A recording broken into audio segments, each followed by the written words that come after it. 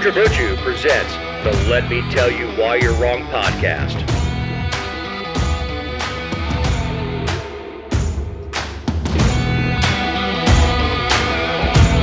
Welcome to episode 206 of Let Me Tell You Why You're Wrong. This week we get updates on the Ashley Griffin trial, more problems discovered by the Georgia Inspector General's office, and this week in the Georgia legislature. I'm Dave Roberts. With me is writer, journalist, dog mom, and owner of the Georgia Virtue, Jessica Szilagyi. Hi, Dave. I won't ask you how your week was, but how are the dogs? Oh, they're great. They're always great. And Stanley's happy because the Ashley Griffin trial was in Bullitt County, so I was home early every night. So, you know. Was it close enough so you could come home for lunch? No, only because I was multitasking and going between two trials and other stuff, and so I didn't get to come home for lunch. But dinner was served on time, which is what is most important to them. Oh, okay. No, my mother, when she was in Texas, spoiled her dog because her office was 5 minutes from home. So every day she took lunch at home, came in, let the dog out, so she could run around, made her own lunch, then let the dog back in and went back to work. So being a Jack Russell, it's kind of important to get that energy out. Stanley needs to get some energy out. I don't know. I mean, my God, the dog, I love him, of course. I love him. But I think he's part kangaroo. Like, he boings everywhere. He springs and he jumps in the air on all fours, and it's hilarious, but he knocks everything over. So rainy day, it's bad day, huh? Yeah. He has to wear his raincoat. You may have to get him a cat in the hat or something for rainy days.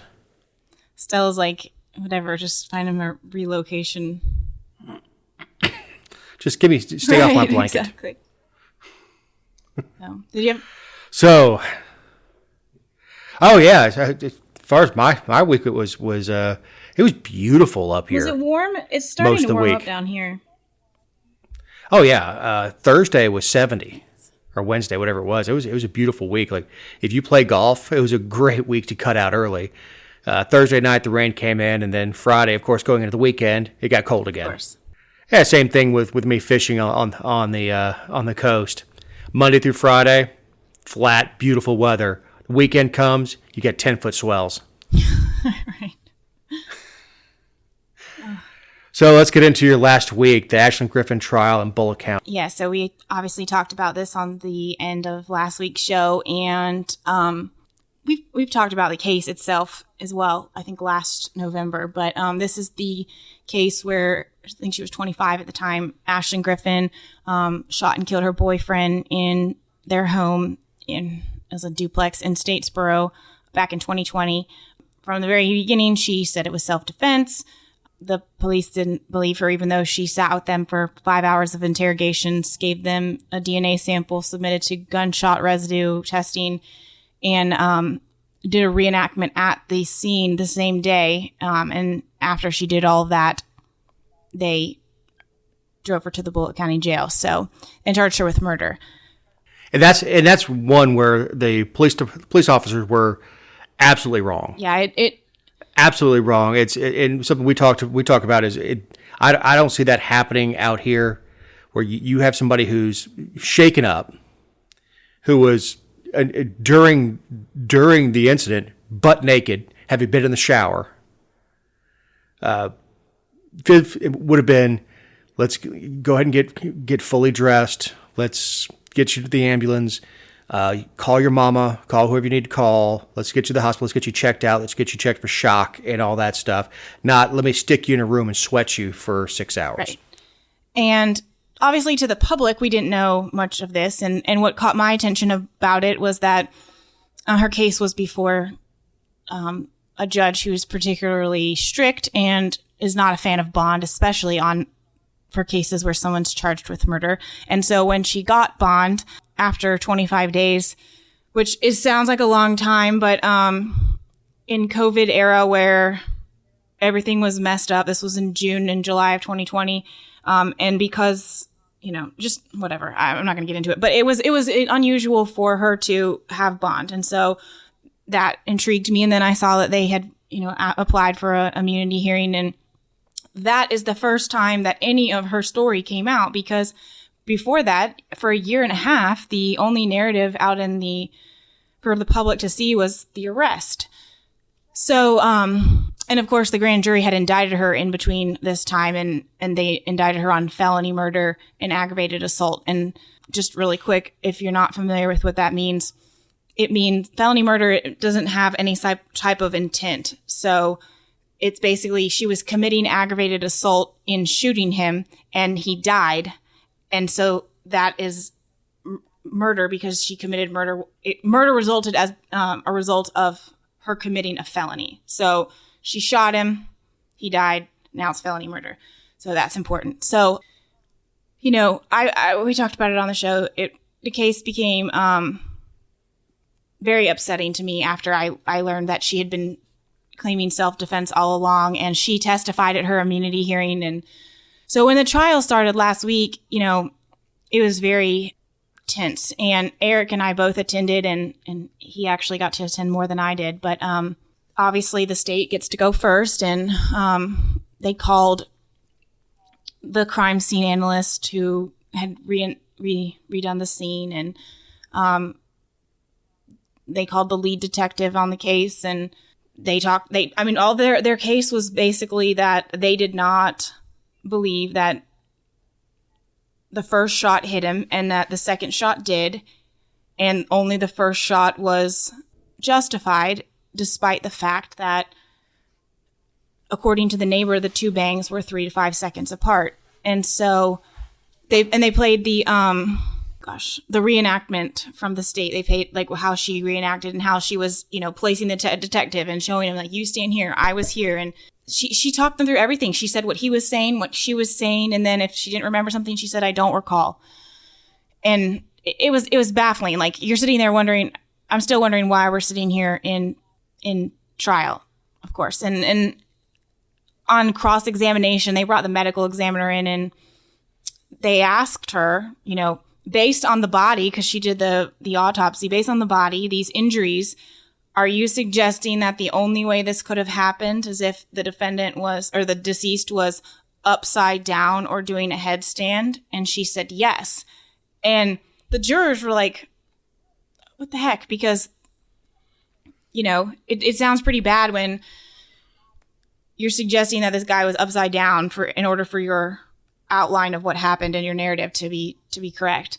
And so we heard from other GBI examiner people who talked about the toxicology and how he had THC in his system, which I think to just about everybody is irrelevant. They talked about the body cam footage of the first officer on scene, and that was it. I mean, there was not a lot of meat to the state's case. And then they brought in her boyfriend's name was Brandon McRae. They brought in his sisters, and they were both basically deemed not credible because they were lying on the stand. They were asked repeatedly on cross-examination if they knew that their brother had assaulted her and gone to jail for it. And they said, no, he went to jail for something else. And she was unaware of any assaults, even though they supposedly happened in her presence. And it was just the first day of the trial was an absolute disaster for the state. And they came back the next day and had the crime scene analyst say, well, I wasn't saying that these are the trajectories the bullets definitely traveled on. I was saying it was ones that it could have traveled on, and they kind of reframed their narrative, and then they rested. And so I was like, oh my gosh, this is great. They're going to annihilate them. And the defense started, I think, about halfway through the day on Tuesday, so the second day. And they again played, they talked to her neighbors, the ones that she was banging on the door asking for the phone, that heard the gunshots, that saw abuse over the years. They brought in the detective that investigated her assault and showed pictures that he took of her at the hospital when she was at risk of losing her pregnancy at the time. And I mean, just this overwhelming amount of evidence that backed up everything that she had said that was presented by the state. Like when the state was, talking about what Ashton Griffin said, everything on the defense's case was backing that up. And then Ashlyn took the stand, and she was on the stand for 2.5 hours. And when I tell you that it was one of the most difficult things that I've ever watched, that is not an understatement. I mean, her family, her parents didn't know that she was in the relationship with this guy. Like she'd gotten back together with him, was kind of a secret. They were hearing a lot of this for the first time about some of the assaults, and her parents were crying. A couple of the jurors had tears in their eyes. People who work for the court were upset. I was upset. Everyone. It was gut wrenching and believable and honest and genuine. And she testified that she loved him when she shot him. Like she just didn't want him to hurt her again because he'd hurt her so many times. And then it was just awful. And then she was on cross-examination, and Barkley Black, one of the most dangerous prosecutors that is currently prosecuting, asked her, "Why didn't you just say, 'I've got my gun, get away'? Wouldn't he have been alive if you would have said, 'I've got my gun'? And doesn't it take two to argue? And, what did you do? Did you ever use profanities toward him?" And you could tell that upset some of the jurors, but obviously not as much as it upset me. I was pretty pissed about it. There's one thing between like cross-examining someone and there's a line of victim shaming, right? Like this is a confirmed domestic violence victim. Whether or not you think her shooting on that day was justified, time and time again, she has been abused. And you know that because your office prosecuted him. And to suggest that she is somehow at fault for that abuse, like she said, he when he was in prison, she gave birth to their child. And when he got out, she allowed him to meet the child. And the Barkley's like, "Isn't it true that you basically enabled him to violate his probation and by seeing this child and you, like, as if it's her fault?" Well, if a defense attorney for a domestic abuser or someone accused of domestic abuse used the same argument that Barclay just did with the "doesn't it take two to argue" when the victim is on the stand, he'd lose his law license, or at least he'd never work again. There would be such an outrage with the victim shaming, with the accusation that you wouldn't have gotten smacked around if you just didn't argue, or if you didn't use profanities. Or if, him violating the law, yeah, she allowed him to see the daughter, but he didn't petition to go to court to have it lifted, the provision. And he could have said, "No, I can't come around you," because, they're sure, she shares some responsibility in that act of getting together, but it's his right. Parole. Exactly. Not her parole. It's his. And everything was just on her, like it was disgusting. He's loud. He's boisterous. He's offensive. His presence is offensive. And he doesn't have it's sometimes he's a good attorney and he makes good arguments, but he doesn't have he has no boundaries and he's willing to say whatever. And she kept her cool, and she was measured the entire time, and he tried to trip her up, and it didn't work, but it was disgusting to watch. And so, after she testified, extremely compelling testimony, the defense rested. So they came back the third day, did closing arguments, all the procedural stuff before they go in, and right after lunch, they started deliberating. And I'm like, okay, this is going to be quick, right? Like, this is written open and shut. And after 45 minutes, they asked to view some of the videos again. They wanted to see her reenactment. They did. They came out. The judge let them watch it again. They went back in deliberations, came back out with another question. They wanted to see the transcript from the day before. And the judge is like, we don't have transcripts from the day before. That's not how this works. You've got to rely on your memory and what you saw and collectively. A couple more minutes pass, 30 minutes pass. They want to know specifics on where she was standing when she fired the second shot. And the judge sent back and said, you have all the tools that you need to evaluate this. You have exhibits, you have your own recollection. Go forth and recall. A little bit more pass. They come out and, oh my God. I mean, they asked, what do the charges mean? And he told them they need to be more specific, and they sent out a note again. And this is when I just knew we were in trouble because, I had mentioned that she'd been charged with felony murder and ag assault. Well, they send back to the jury all the lesser included offenses, which is involuntary manslaughter, voluntary manslaughter, possession of a firearm during a felony, and if you find guilty of involuntary manslaughter, which is that she, it was an accident, you'd find her guilty of reckless conduct. So they have all these lesser offenses that they're supposed to consider. And the question to the court was, what is voluntary manslaughter?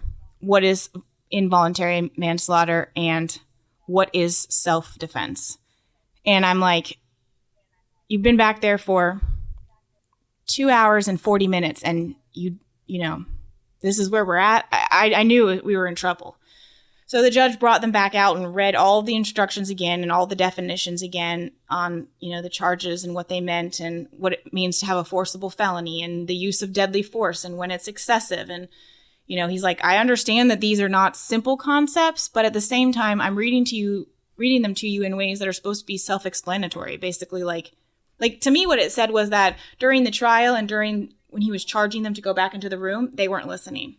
They weren't listening to the specific terms and the differences between them. So when they got back there and decided, we don't think she's guilty of felony murder, they looked at everything else and they're like, oh crap, what do these mean? So we heard lots of arguing, and they just weren't making much progress. So the judge brought out the foreman and said, are you making any progress? He said, no. He said, do you think you're going to make any more progress by staying in there? He said, no. And they decided to let them go home for the day because it was 4:55. And I'm sitting in the back row and I'm like, no, lock the door and tell them they can't leave until they have a decision. Like, this is a service. You're deciding someone's life here, right? Like, this is important. But that wasn't how it went. So they went home, came back the next day, deliberated for an hour, had one question, which was, can we find her guilty of aggravated assault and not guilty on all of the murder offenses or homicide offenses? And the judge said, you can do whatever you want with regard to the jury form because he's not allowed to guide them. And 10 minutes later, they came back, read the verdict, and said they found her guilty of aggravated assault and possession of a firearm during the commission of a crime, felony, which was aggravated assault.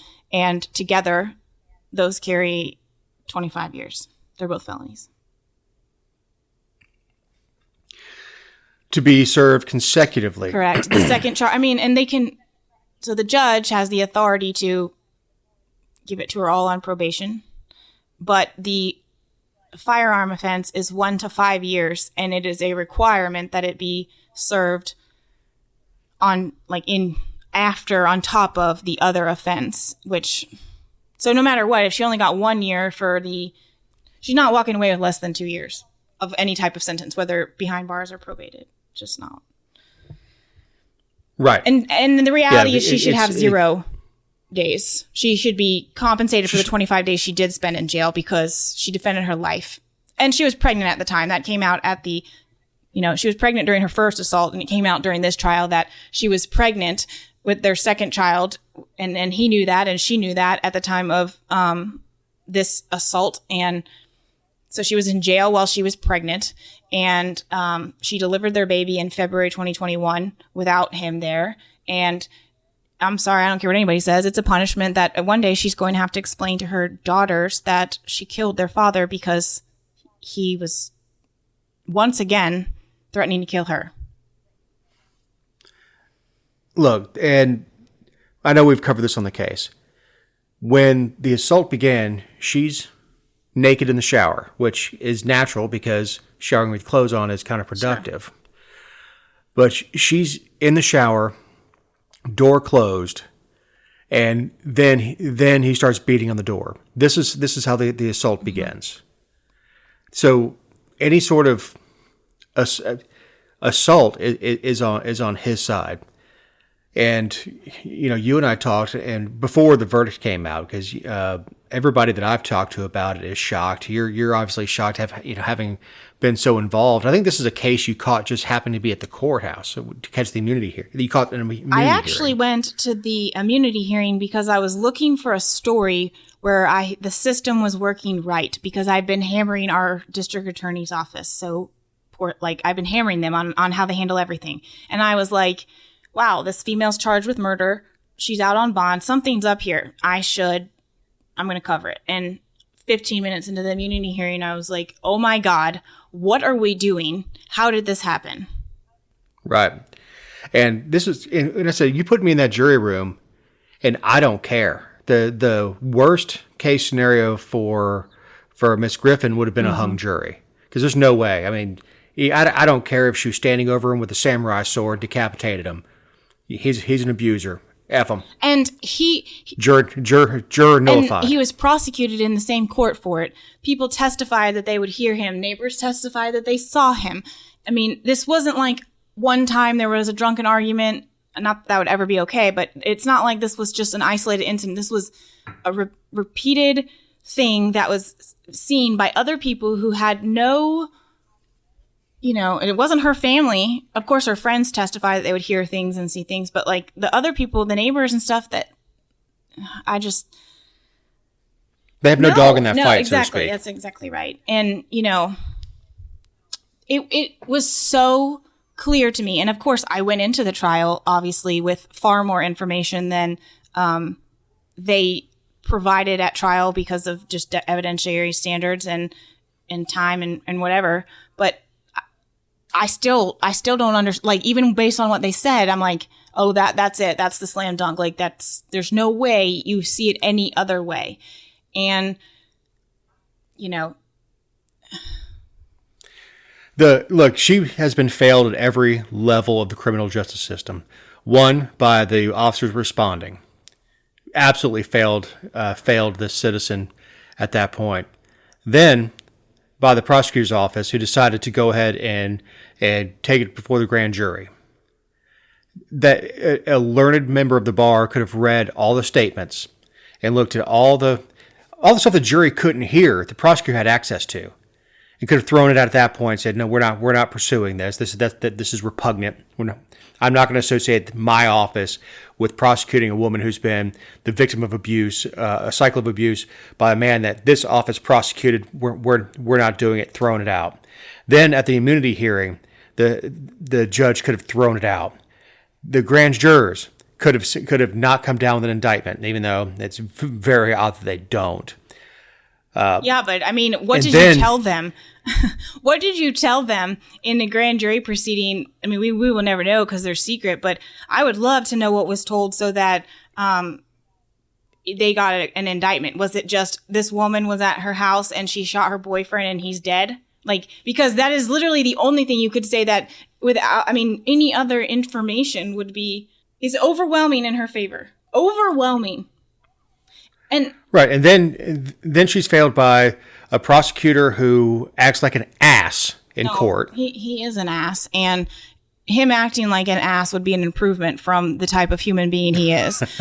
I'm sorry. Like, I understand that prosecutors have a job to do. I don't believe in certain drug offenses, but I understand that, they're representing the laws of the state. It's illegal. They have to prosecute them. Whatever. This is totally different. This is unlike any of the other cases we have talked about on here. It is unlike any of the cases I've covered, and it is egregious. And I swear to goodness, if I find out that they're prosecuting a case on a domestic violence victim, on her or his abuser, I'm going to go sit in court and pick apart every little thing they say, because it's not consistent with this. First of all, it's not consistent with the law and what the law says and what the standard is for defending yourself.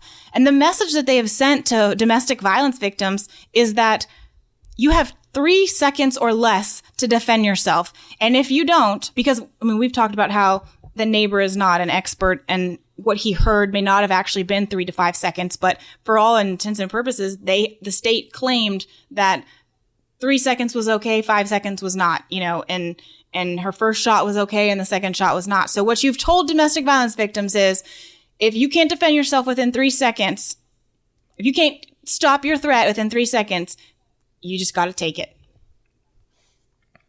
Yeah, or it is far better just to take your licks and hope he doesn't kill you than to defend your life. And by the way, we'll send him away for 120 days or what. I mean, like, give me a freaking break. Not to mention she's defending the life of her unborn baby. Nobody cares. They don't care. They literally do not care. They wanted a victory at all costs. And from that perspective, they lost. We were talking about it before the show. I feel very strongly that, she wasn't even arrested on ag assault. She was arrested and held for murder. The warrants were taken out the next day just because of how it all works. But whatever, like she was arrested for murder. And then she was found guilty, and then they indicted her for felony murder and ag assault. So she was indicted on ag assault, but they didn't even secure a conviction for the offenses that they arrested her for. Well, and then she's failed by 12 people sitting in a jury room who obviously weren't paying attention to their instructions, probably not paying attention during the trial, looking for a way to find her guilty without really finding her guilty. I can't speak to that, but it sure does feel like there was a lot of arguing going on, a lot of bargaining going on between the jurors on what can we find her guilty on, instead of somebody saying, look, they charge. And look, I have a real problem with lesser charges. The prosecutor gets one bite at the apple. If in Dave land, prosecutor has one bite at the apple. You don't get to overcharge. You don't get to overcharge somebody and hope that they plead for less. You're stuck with that charge. Should be. But people don't realize how stacked against a defendant the system really is. This happens in every freaking case. Like, people think, oh, well, you're presumed innocent and they have to work hard to prove their case. No, if you're sending lesser charges back there and you're like, yeah, if you think she's guilty of, like, if you don't think she should have shot him, it's asinine. You didn't charge him, charge her with voluntary manslaughter. Right. And if that's what they charged her with, or involuntary manslaughter or whatever else, but that's not what they charged her with. They charged and went to trial on murder, on felony murder, and that should be the bar. She's either guilty of that, or she's not, exactly. Guilty. And that's what I was saying when we were talking about this before the show. Is,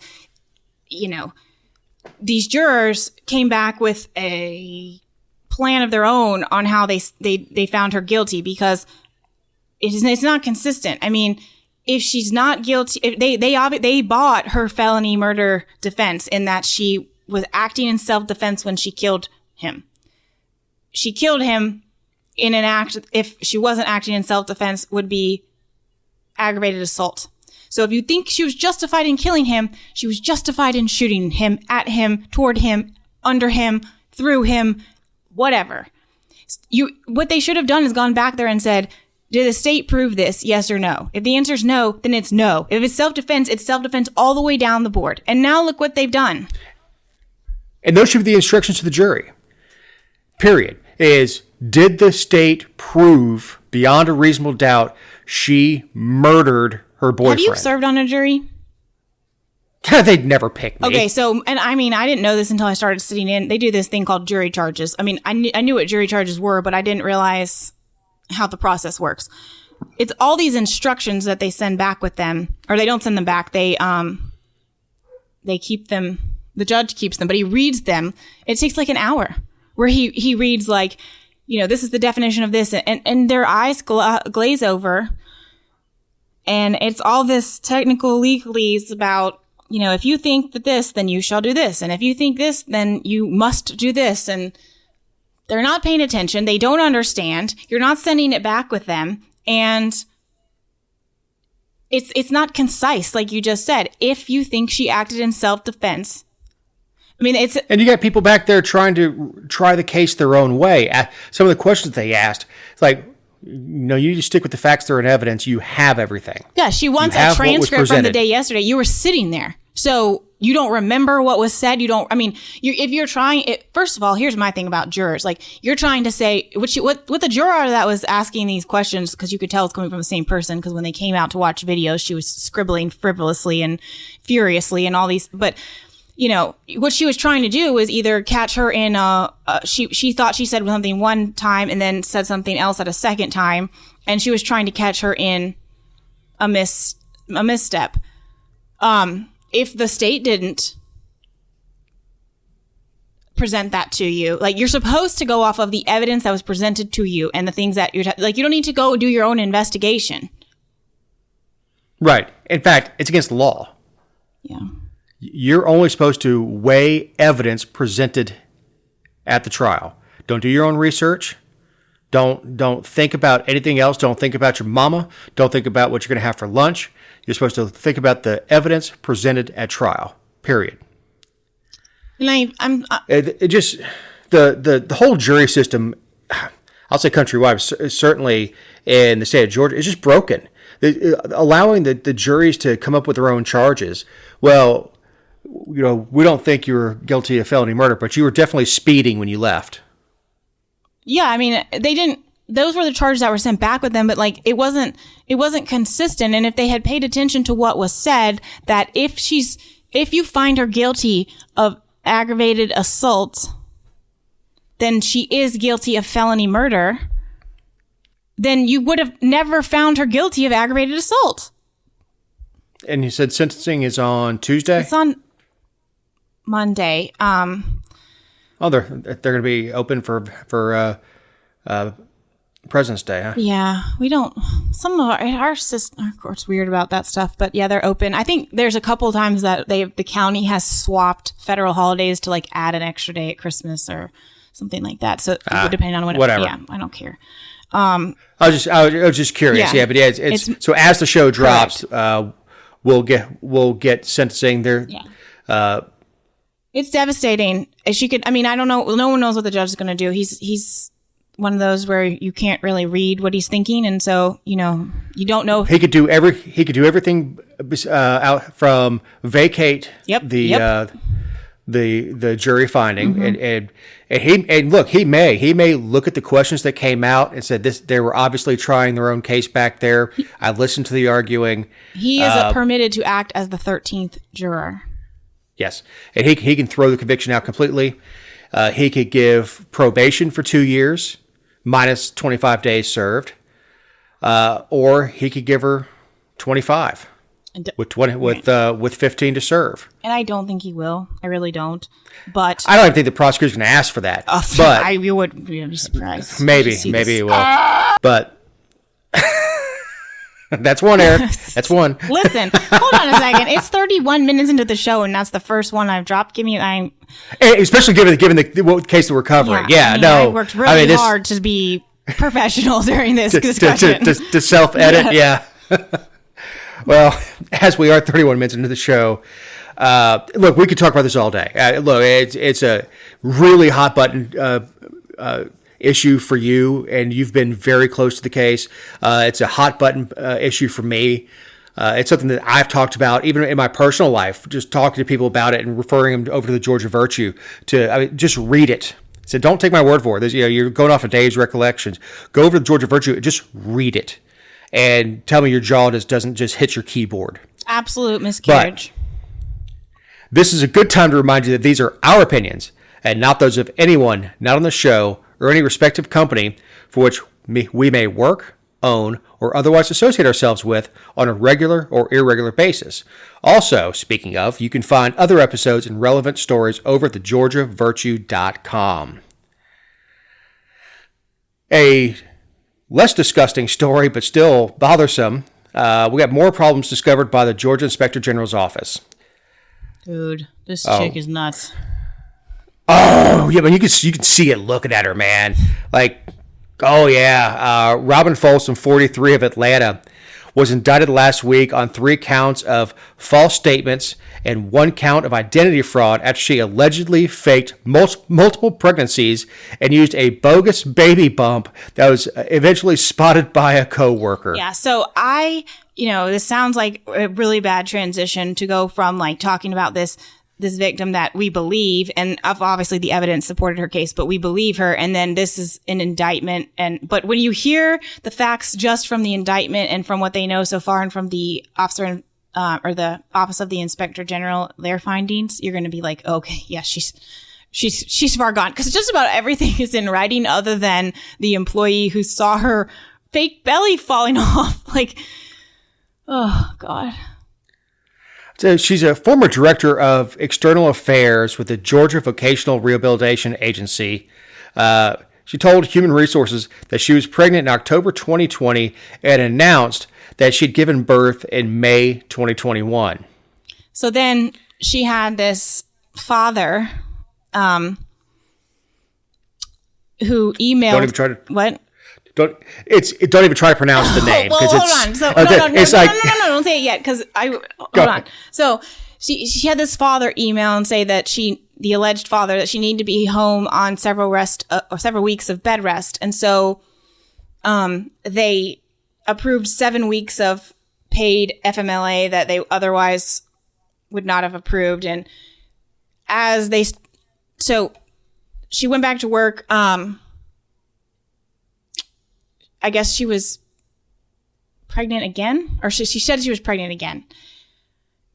And during this time, like, she had been showing people pictures, and they were growing skeptical because the babies had different skin tones and they looked like different children in the photos. So somebody said something along the way somewhere, and they started doing an investigation. Turns out the husband, or the father, whose name is Bran Otemewebe, Otemembebwe, was a made-up person. No kidding. I mean, no. Why wouldn't you come up with John Smith? So that if you Googled him, you couldn't find anything. Right. But you could pick anybody out and say, I mean... Are you Bran Otemewebe? We can make fun of the name because he doesn't exist. Right. Look, even if you said Dave Roberts, if you looked up Dave Roberts, there are only 100,000 of us. Yeah. There are even like 20 Matt Lowe's. But how many Matt Lowe's are there? Oh, only one. Yeah. I think there's 5 or 6 Jessica Salagis also, aren't there? There are 11. There's only one? 11. Oh, 11. Yes. 11, yeah.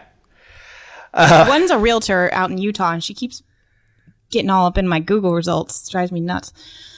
Keeps getting up all in your Google results. Yeah, but this woman, so they continue to do the investigation, and they found, I guess, with the State Office of Vital Records, that there were no birth certificates listing her as the mother. And then because she's a state employee, she has state insurance, and they looked at her medical and insurance records and found no indication that she'd ever delivered a child. And when they confronted her about it, she resigned, but it didn't stop there. Obviously, they are pursuing criminal charges, and that's going to be prosecuted by the Attorney General's office. So it's look, this chick's crazy. She really needs help. Like, My question is, did she fake the pregnancy outside of work? That's a good question. Because that would speak to her mental position if she did. If she didn't, then this truly was a financial scam.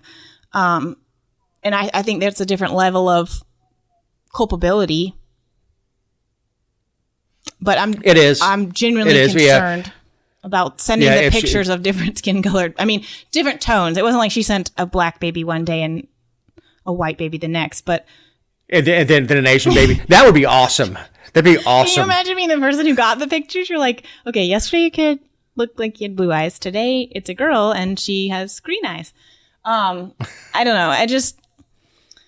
And imagine being the person who's like, did I just see her stomach separating from her body. Like that would mess with your head. And then you're like, I think I did. And then, the baby wants out now.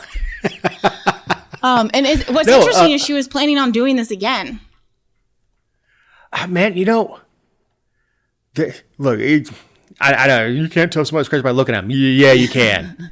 You can tell the bee is crazy. Look, I am well practiced at it, and you can tell the ones you don't give your last name to, and this is one you don't give your last name to. Well, she was indicted on 3 counts of false statements and 1 count of identity fraud. She would have been better off saying she broke her leg and falsifying some doctor's note or something like that, because at least the broken leg goes away. Yeah. What are you supposed to say 5 years down the line when your kid's supposed to start kindergarten and you forgot about that lie you told back in 2020? And you've never had a day where you have to stay home because your kid's sick, or you have to take them to the doctor, or they need to get tubes in their ears or something. Like you never have. There are other things that being around women who've recently given birth that happen to go along with it. I need time to pump. I've got to go to a follow-up appointment. We've got a pediatrician appointment. I've got to go see my OB. There's a lot. There's also a lot of stuff because there's something besides a baby bump too. I mean, ask any woman who's been pregnant. I mean, ankle swelling, feet hurting, that kind of stuff. I guess that's why she went on bed rest. Well, she said after birth she went on bed rest. The whole thing is nuts. And if you look at, I saw some pictures of her, but if you look at a more extensive Google search of her, she's a very, very tiny woman. So, like some of us have, like you have some stuff there that if like it would cover swelling or fluff or fluctuations of stuff. This woman is like tiny, tiny, tiny skin and bones. You would wonder. You would wonder if she just had a baby bump and nothing else. I mean, you would wonder. Good news is CNN has a line on a new producer. Mm-hmm. Look at you, like basically recruiting for CNN. Yeah, she'll fit right in. Brian Seltzer's been wearing a fake stomach for years now. Everything about them is So, past week in the legislature. I didn't really even get to pay much attention, and they still were out there just acting fool. You mean they didn't stop session because you weren't paying attention? No, but I did appreciate that they only convened for 3 days out of the 5 because it did allow me to going to trial. And being in trial as an attorney has to be freaking exhausting because attending is exhausting. And Eric can attest to this. Like I would come home and just sit in silence and like stare at the ceiling. Like aside from the subject matter and the content of what was discussed, it's a lot to keep up with. I think most trial attorneys are like football players after the game where they shower, take the uniforms off, go get on the street clothes. Next thing you know, they're out to dinner with their wives and stuff like that. I think if you're an experienced trial attorney, it's just part of it. I think prosecutors go home and do nothing because, that's the extent of the requirements for their job. But I think that defense attorneys, like amidst a trial, I think that they go home and work and plot for the next day. I don't think they're out. Well, I'm sure they do, but it's not. Well, I think talking about the trial that you went to, that's probably a little more personal. Mm-hmm. But yeah, the prosecutors go home and probably read comic books or something. Yeah, go watch American Idol or whatever the hell's on TV. Anyway, we have a Georgia State Senate committee has advanced a proposal for the state to prohibit social media platforms from removing or censoring content amid an outcry from conservatives that their political views are being discriminated against, even though similar Texas law has been put on hold by a federal court. This is Senate Bill 393 by Greg Dolezal, whatever. But they don't have the jurisdiction to do this. You're telling me that they're going to make different rules for different social media companies based on the state? That's going to be a cluster. Not to mention, they're not based in Georgia. What are you going to say? You're going to block Facebook from coming into Georgia? Yeah, we're putting those interweb walls up. It's got 24 co-sponsors. Guess And what? doing the Guess math, what? that's four. They're all Republicans. Of course they are. And look, this is 24 co-sponsors. This is 42.8% of the Senate. They're just trying to placate their Of course they are. This is an election year. people who are dumb voters who probably sit on juries. Well, that's probably accurate.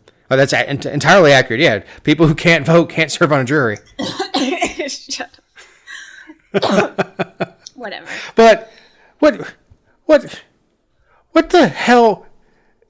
All these guys, they say we're pro-business, pro-business, pro-business, and these are the same people that would stand up with the cake bakers out in Colorado, was it, who didn't want to bake a gay wedding cake? The same people going, the government has no business telling you what you can do with your private business.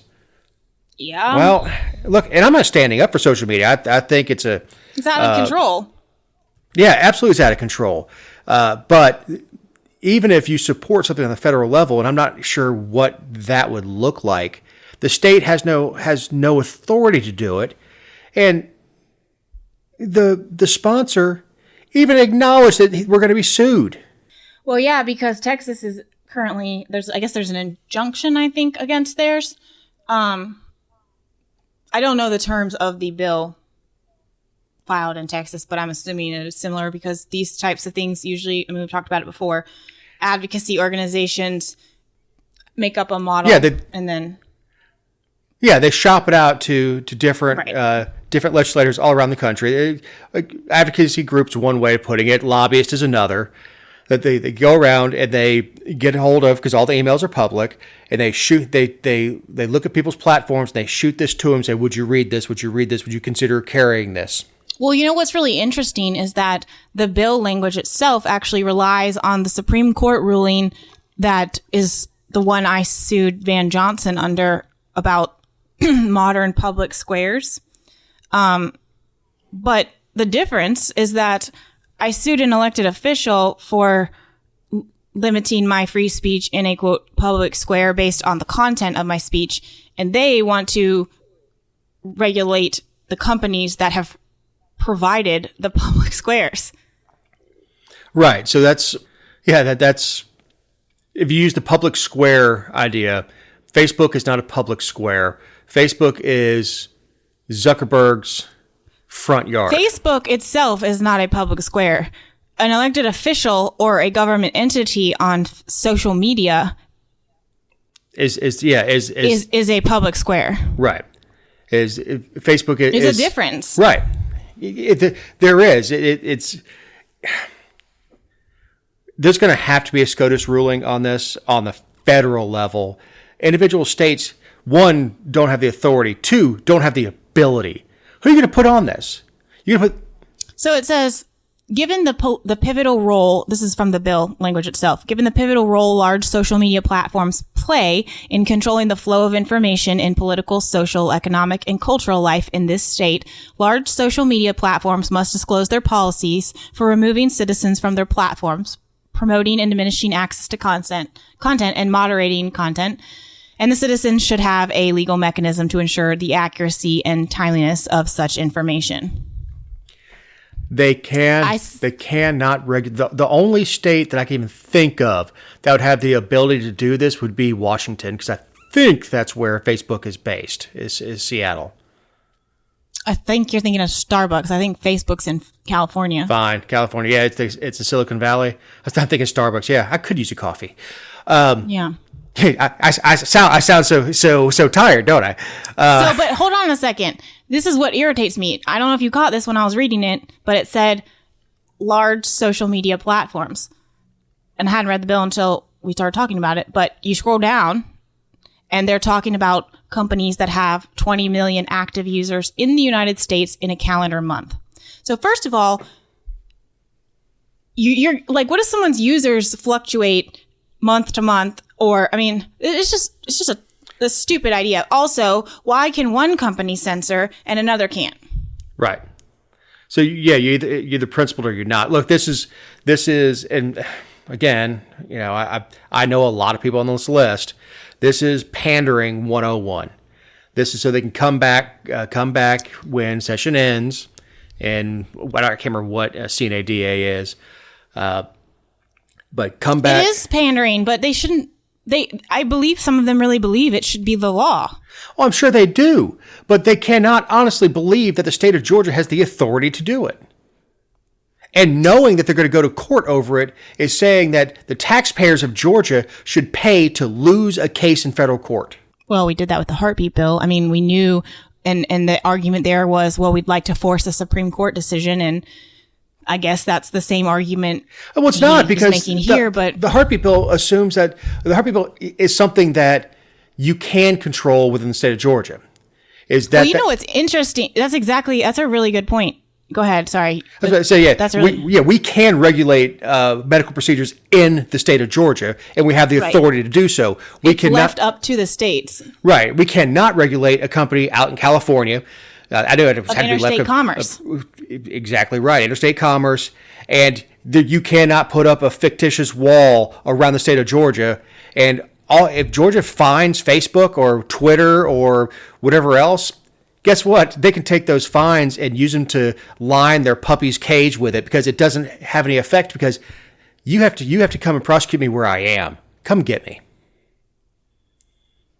Well, and it's funny to me that, I mean, the social media companies are there's a couple lobbyists that, like tech lobbyists that have vocalized opposition, but you're not hearing the companies like come out and just rail against this, because they know they don't have anything to worry about, because you can't do this. Right. Yeah, come and get me. So anyway, it's going to pass, and it's going to fail. I mean, it's going to come out of the Senate. I mean, it came out of committee. Obviously, the lieutenant governor's behind it. If it got like what was a 5-1 vote or something, 4-1 vote, yeah, flew through. You did do an interesting article. Never mind. Well, no, I can talk about it really quick. I just know we're running low on time. I'm sitting there watching. We have a live outline, and I'm watching Jessica cross stuff off because we run long. And you go, never mind. I'm like, okay, well, but I can mention it really quickly. I did, they filed their campaign disclosures. They had to be filed, I think, by February 7th. And that's a story we need to talk about, is this new system that they've set up, because it's already difficult enough to find where our lawmakers file their campaign reports. Now there are two sites. They're supposed to be all on one site. Like, they transitioned to this new platform, but it doesn't work for everyone. It works poorly. So you have half of them filed on one site and half of them filed on another. All of them just about are filed late. But anyway, I looked at their campaign reports from July 1 to January 31 of this year. So about 7 full months of expenditures, and some of the stuff these people paid for. I mean, the amount of money. So I understand that, it's a campaign fund, so they can spend money to put an ad out or whatever. But the amount of money some of these lawmakers have paid to touchdown clubs for high schools and stuff, like $2,100 here, $1,500 there. I think that's a little much. Like, that's not just like your little quarter page ad in the program. Beth Camp, who replaced Ken Pullen, spent $427 on a Yeti cooler so she could raffle it off at her fundraiser. That one I actually don't have a problem with. If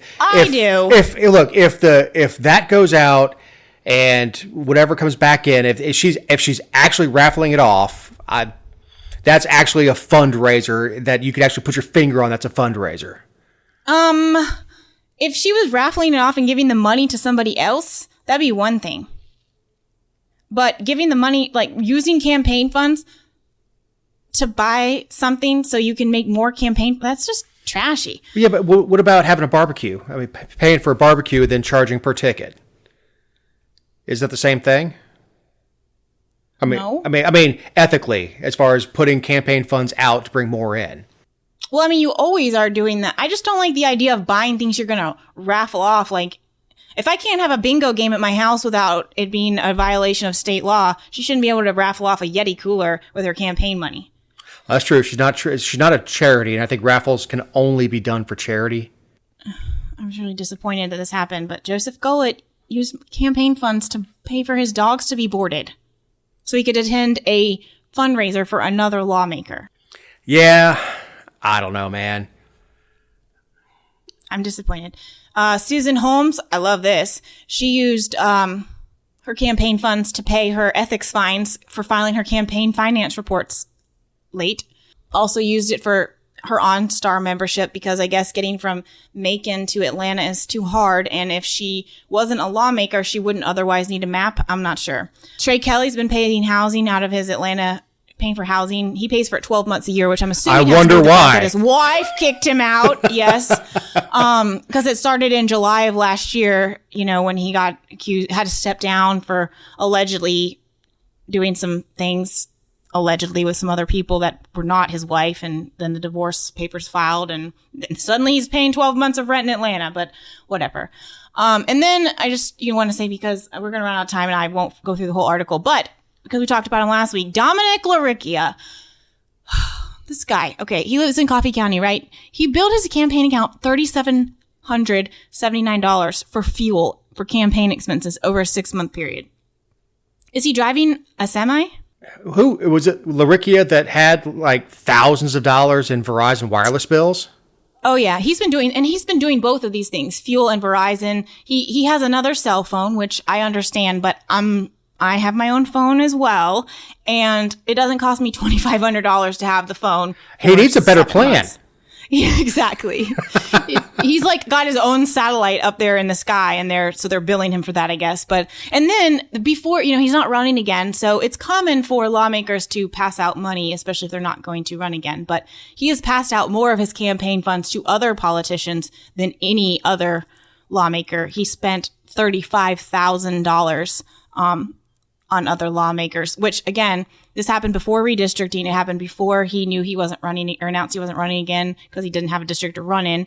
And if I were one of his donors, I'd be a little miffed that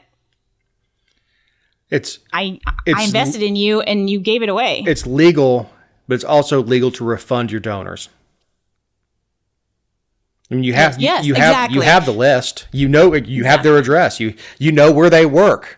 I mean, hell, I filled out a lot of things on Antidote, whatever it is that the politicians use. You can refund that money. You don't have to give it to anybody else. You don't have to buy favors with it. You can actually go, John Smith, $100. Here you go, Mr. Smith. You can do that. Just, I think we're gonna save a couple stories for next week. Do you have any closing thoughts? No. My closing thought is my favorite story of the week. Drunk woman goes on chase riding electric scooter through the Atlanta airport. This is one of those little carry-on bag scooters. You've got to watch the video. This is the nicest cop in the world. She is so drunk. She's slurring words, and he's chasing her on a bicycle through the Orlando airport. Is begging her to leave. Is being so nice. I mean, just so nice to her the entire time. Come on, let's go. Just the other side of security. Come on, you can do it. Hey, let's race. Let's race to TSA. Let's get you on the other side of that line. After this goes on, he's finally like, all right, she's had it, and locks her up. She does $1,700 worth of damage to the back of the police car, like with her teeth. Is released on I think it was like $13,000 bond for all the damage that she did. But it is the best video because the cop's having a great time. He's like, man, this thing really moves, huh? And he's having a great time following her. I mean, he's got the best attitude of any police officer you'll ever see in an airport, probably because it's Orlando, happiest place on earth and all that stuff. But he is just the sweetest guy through this entire thing. And this woman, for a solid 15 minutes, is just yelling, arrest me. Because, I mean, not literally, but she's doing everything she can to get arrested. But it's video worth watching. So for Eric Cumby, our awesome editor, that will have to bleep just a few things this week. For Jessica Salacci, my very annoyed, wonderful co-host, I'm Dave Roberts. Have a great week. Oh, I've been running from the law. Hope they won't shoot me down soon.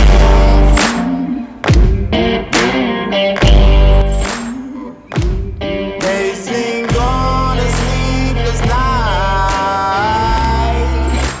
Try to catch me howling at the moon.